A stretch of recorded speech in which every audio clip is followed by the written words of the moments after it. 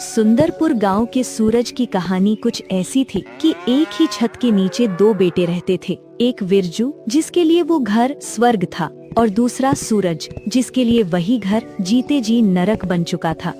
तपती धूप में सूरज पसीने से नहाया हुआ था। उसके कंधों पर हल रखा हुआ था। वो बैल की जगह खुद जुता हुआ था और हल खींच रहा था। उसकी सांसें उखड़ रही थीं। ठीक सामने पेड़ की ठंडी छांव में एक खटिया पर विरजू और पास में मंगू मामा बैठा हुआ था। अरे ओ सूरज, क्या हुआ बे? चाल धीमी पड़ गई। बैल मर गया तो क्या हम भूखे मरेंगे? चल जोर लगा। हैशा। अरे भांजे, ये सांड ऐसे नहीं चलेगा, इसे तो चाबुक चाहिए। बिरजू भैया, मंगू मामा, अब और नहीं होता। सुबह से पेट में अन्न का एक दाना नहीं गया। प्यास से गला चटक रहा है। वो घड़े में थोड़ा पानी है, उसमें से एक गिलास पानी मुझे दे दो। पानी? अरे ओ नौकर, ये पानी मेरे लिए है। माँ ने इसमें केसर और बादाम घोला है। तेरे जैसे गंदे कामगार को ये पानी पिलाकर मैं लोटा अशुद्ध करूँ क्या? सुना तूने? छोटे मालिक को प्यास लगी है इसलिए वो पिएंगे, और तुझे प्यास लगी है तो पसीना पी अपना। चल काम कर। खून के रिश्तों में इतना फर्क था। एक भाई बादाम वाला दूध पी रहा था और दूसरा पसीने की बूंदों से प्यास बुझा रहा था। सूरज ने आसमान की तरफ देखा। सूरज की तपिश उसकी चमड़ी जला रही थी, लेकिन सौतेले भाई की बातें उसकी रूह जला रही थीं। शाम हो चुकी थी। तभी सूरज लड़खड़ाते हुए धूल में सना हुआ घर आता है। ले मेरे लाल, दिन भर पेड़ के नीचे बैठकर पढ़ाई जो की है, दिमाग थक गया होगा, खा ले। माँ, आज खाना बहुत स्वादिष्ट बना है। माँ, वो देखो, आ गया आपका मुफ्तखोर। आ गया? बड़ा जल्दी काम खत्म हो गया, या हल बीच में छोड़कर भाग आया? माँ, पूरा खेत जोत दिया, अब तो खड़े होने की भी ताकत नहीं है। बहुत भूख लगी है, कुछ खाने को दे दो। हाँ ठीक है, ले खा ले। और सुन, दाल खत्म हो गई है, नमक और पानी के साथ खा लेना। सूरज उस जली रोटी को देखता है। उसकी आंखों में आंसू थे। वो देखता है कि विरजू खीर खा रहा था और वो रोटी। माँ, मैं भी तो आपके बेटे जैसा हूँ। पिताजी कहते हैं आप मुझे सगे बेटे जैसा प्यार दोगी। जुबान लड़ाता है। सगा सगा होता है और सौतेला सौतेला। मेरा बेटा राज करने के लिए पैदा हुआ है और तू मजदूरी करने के लिए। अपनी औकात में रहे। एक पिता घर की नींव होता है, लेकिन जब नींव ही हिल जाए तो दीवारें गिरने में वक्त नहीं लगता। रामदीन, जो सूरज के पिता थे, उनका दुर्घटना में एक पैर चला गया था। वो ना तो चल सकते थे और ना ही कुछ बोल पाते थे। पिताजी, आपने तो कहा था कि माँ मुझे अपने बेटे जैसा रखेंगी। दिन भर खेत में आप सभी को पालने के लिए मेहनत करता हूँ, लेकिन हमें तो फिर भी यहाँ सही से 2 वक्त का खाना भी नसीब नहीं हो रहा है। वो हमें अपना बेटा समझती ही नहीं है। रुक्मिणी को डर था तो कभी न कभी हिस्सा मांग लेगा। अब उसे रास्ते से हटाने की आखिरी चाल चली गई। मंगू, तेरे जीजा जी की हालत देखकर लगता है कि वो अब ज्यादा दिन तक नहीं रहने वाले। अगर उनके जाने के बाद इस सूरज ने अपना हिस्सा मांग लिया तो हमें गांव के रीति रिवाज के हिसाब से उसे देना ही होगा। अगर हमने ऐसा नहीं किया तो सारा गांव हमें दोष देगा। जीजी, ये लौंडा बहुत ढीठ है। इतनी बेइज्जती खाकर भी घर नहीं छोड़ रहा। उस रात में सन्नाटा था, लेकिन रामदीन के सीने में तूफान मचा हुआ था। बरसों की बेबसी और बीमारी ने आखिरकार उनके शरीर को तोड़ दिया था। पिताजी आंखें खोलिए। आपको तो बहुत तेज बुखार है, शरीर आग की तरह तप रहा है। पिताजी, मैं अभी माँ से कहकर वैद्य जी को बुलवाता हूँ। माँ, ओ माँ, दरवाजा खोलिए। पिताजी की तबीयत बहुत बिगड़ गई है, वो सांस नहीं ले पा रहे हैं। मुझे कुछ पैसे दे दीजिए, मैं डॉक्टर को ले आऊँ। माँ। क्या है रे मनहूस, आधी रात को क्यों छाती पीट रहा है? न खुद सोता है न हमें सोने देता है। माँ, मैं आपके पैर पड़ता हूँ। पिताजी बचेंगे नहीं, उन्हें तुरंत इलाज की जरूरत है। मुझे थोड़े पैसे दे दीजिए, पिताजी को बहुत तेज बुखार है। अरे क्या नाटक है माँ इसका, क्यों बेजा चाट रहा है? सुन रे सूरज, तिजोरी की चाबी क्या तेरे बाप ने मुझे दी थी? और किस बात का इलाज? हाँ, अरे वो तो वैसे भी खाट पर पड़ा पड़ा सड़ रहा है। वो जिंदा भी है तो मुर्दे के समान ही है, न कमा सकता है न चल सकता है। माँ, ये आप क्या कह रही हैं? वो मेरे पिता हैं, आपके पति हैं, सिंदूर है वो आपका। सिंदूर और सुहाग तब अच्छा लगता है जब वो घर में 4 पैसे लाए। जो आदमी खुद अपनी मैली धोती नहीं बदल सकता, उस पर मैं जमा पूंजी फूंक दूं? जब भाग यहाँ से। अगर उसकी मौत आई है तो उसे कोई नहीं रोक सकता। डॉक्टर बुलाकर पैसे बर्बाद करने का मुझे कोई शौक नहीं है। माँ, मेरी बात तो सुनो माँ। उस बंद दरवाजे ने सूरज को बता दिया था कि पत्थर की मूरत से दया की भीख मांगना बेकार है। वो वापस अपने पिता के पास आया। उस रात सूरज ने अपनी आँखों के सामने अपने भगवान को तिल तिल कर मरते देखा। उसके पास सिर्फ आंसू थे, न दवा थी, न दुआ काम आ रही थी। अगली सुबह सूरज तो उगा, लेकिन रामदीन की आँखों का सूरज हमेशा के लिए डूब चुका था। वो जा चुके थे।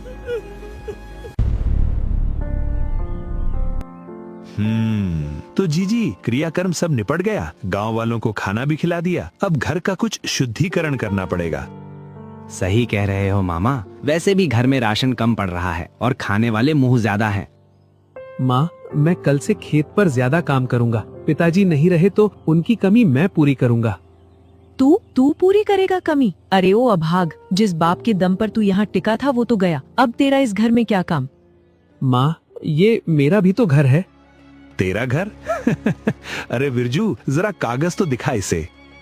देख, पिताजी मरने से पहले सब कुछ माँ के नाम कर गए हैं और माँ चाहती है कि तू अब यहाँ ना रहे। तू पनौती है, पनौती। सीधी बात ये है सूरज कि अब मैं तेरा मनहूस चेहरा नहीं देखना चाहती। निकल जा मेरे घर से इसी वक्त। माँ, मैं कहाँ जाऊँगा? मेरे पास न पैसा है न कोई ठिकाना। कम से कम मुझे नौकर समझकर ही एक कोने में पड़े रहने दो। नौकर पालने के लिए भी पैसे लगते हैं और तू तो मुफ्त की रोटियां तोड़ने वाला है। चल निकल। रुक्मिणी उसका हाथ पकड़कर घर से बाहर निकाल देती है। जिस घर की ईंटें उसने अपने पसीने से सींची थीं, आज उसी घर ने उसे अजनबी बना दिया था।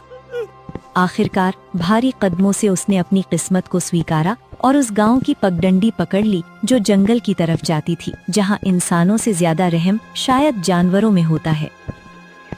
चलते चलते सूरज एक घने जंगल में पहुंचा। भूख और प्यास से उसका हलक सूख रहा था, लेकिन दिल का दर्द पेट की भूख से कहीं बड़ा था। वो एक पुराने बरगद के पेड़ के नीचे थक कर बैठ गया।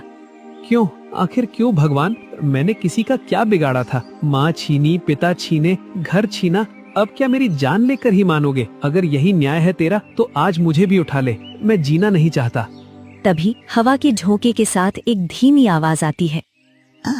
बेटा, कोई है? आकर मेरी थोड़ी मदद कर दो। सूरज चौंक गया। इस वीराने में कौन हो सकता है? ये कौन है? यहाँ इतने घने जंगल में कौन हो सकता जो मदद के लिए पुकार रहा है? उसने आंसू पोंछे और आवाज की दिशा में बढ़ा। झाड़ियों के पीछे एक पेड़ के नीचे एक बूढ़ी अम्मा बैठी थी। अरे, ये तो कोई बूढ़ी अम्मा है। मुझे पास जाकर पूछना चाहिए, क्या बात है? सूरज उनके पास जाता है और उनसे पूछता है, अम्मा, आप यहाँ इस जंगल में अकेली क्या कर रही हो? ये जंगल तो जानवरों का है। बेटा, क्या तू मेरी मदद कर सकता है? ये लकड़ियों का गट्ठर उठाकर मेरे सिर पर रख दे, मैं कैसे भी करके ले जाऊंगी। अरे नहीं अम्मा, ये गट्ठर बहुत भारी है। आपकी कमर झुक गई है। इस उम्र में इतना वजन उठाना ठीक नहीं है। लाइए, हटो आप, मैं इसे उठा लेता हूँ। ना बेटा ना, तू क्यों कष्ट करेगा? तू तो खुद थका हारा लग रहा है। तेरी आंखों में तो जैसे वीरानियां छाई हैं। बस मेरे सिर पर रखवा दे, मैं धीरे धीरे ले जाऊंगी। माँ के सिर पर बोझ रखकर कोई बेटा आराम से कैसे चल सकता है अम्मा? और फिर मुझे तो अब भारी बोझ उठाने की आदत हो गई है। आप बस रास्ता बताइए, घर कितनी दूर है? बूढ़ी औरत ने सूरज के चेहरे को गौर से देखा। उस अनजान लड़के की बातों में जो अपनापन था, वो उसे सालों बाद महसूस हुआ था। जुग जुग जियो मेरे लाल, भगवान तेरी झोली खुशियों से भर दे। बस बेटा, यहाँ से कुछ दूरी पर ही मेरी झोपड़ी है। चल, मैं तेरे साथ चलती हूँ। तेरा नाम क्या है बेटा? और तेरे कपड़ों पर इतनी धूल और तेरी आंखों में इतने आंसू? ये बात कुछ हजम नहीं हुई। तू किसी लक्कड़हारे का बेटा तो नहीं लगता? नाम सूरज है अम्मा, पर अब लगता है कि नाम बस नाम ही रह गया है। रोशनी सब छिन गई है। और कपड़ों की बात मत पूछिए, अभी कुछ देर पहले तक मैं भी एक घर वाला था। बात करते करते वे एक छोटी सी टूटी फूटी लेकिन साफ सुथरी झोपड़ी के पास पहुंच गए। सूरज ने गट्ठर को आंगन में जोर से पटक दिया। बेटा, मैं अभी पानी लेकर आती हूँ। गला सूख गया होगा तेरा। मैंने व्यर्थ ही तेरा समय बर्बाद कर दिया। तुझे कहीं जाना होगा ना? तेरे घर वाले राह देख रहे होंगे। राह? अम्मा, मेरा अब कोई घर नहीं है जहाँ कोई मेरी राह देखे। मेरा समय अब किसी के लिए कीमती नहीं रहा। ये क्या कह रहा है लल्ला? इतना होनहार और सजीला जवान बेटा और कोई घर नहीं? क्या हुआ तेरे साथ? क्या बताऊं अम्मा, बचपन में मेरी सगी माँ मुझे और पिता को छोड़कर चली गई। पिताजी थे तो सब अपना था, उनके जाते ही सब पराया हो गया। जिस घर को मैंने अपने खून पसीने से सींचा, उसी घर से सौतेली माँ ने मुझे निकाल दिया। कहा कि मैं पनौती हूँ, मेरे ही पिता की छत के नीचे मेरे लिए कोई जगह नहीं बची। मैंने बहुत मिन्नतें की अम्मा कि मुझे नौकर बनाकर रख लो, बस एक कोने में पड़ा रहूंगा, पर उन्होंने मुझे धक्के मारकर निकाल दिया। अब न सिर पर छत है, न पेट में दाना और न ही जीने की कोई वजह। सूरज का दर्द सुनकर अम्मा का कलेजा कांप गया। चुप हो जा मेरे बच्चे, चुप हो जा, रोते नहीं। देख देख मेरी तरफ, तुझे लगता है तू अकेला है? इस दुनिया में दुख सबको है बेटा। सूरज, तू कह रहा था ना कि तेरा कोई घर नहीं है। देख, ये टूटी फूटी झोंपड़ी ही सही, पर आज से ये तेरा घर है। अम्मा, आप मुझे आसरा दोगी? मैं एक अजनबी हूँ और मेरे पास आपको देने के लिए कुछ भी नहीं है। मैं तो खुद एक बोझ हूँ। कैसी बात करता है पगले, तू बोझ नहीं, मेरे बुढ़ापे की लाठी है। बोल, क्या तू इस बेबस बुढ़िया का बेटा बनेगा? क्या मुझे माँ कहकर पुकारेगा? सूरज ने अम्मा की आंखों में देखा। वहाँ वही ममता थी, वही तड़प थी, जिसके लिए वो अपनी सौतेली माँ के सामने गिड़गिड़ा रहा था। जो प्यार उसे अपने घर में नहीं मिला, वो आज इस पराई झोपड़ी में मिल रहा था।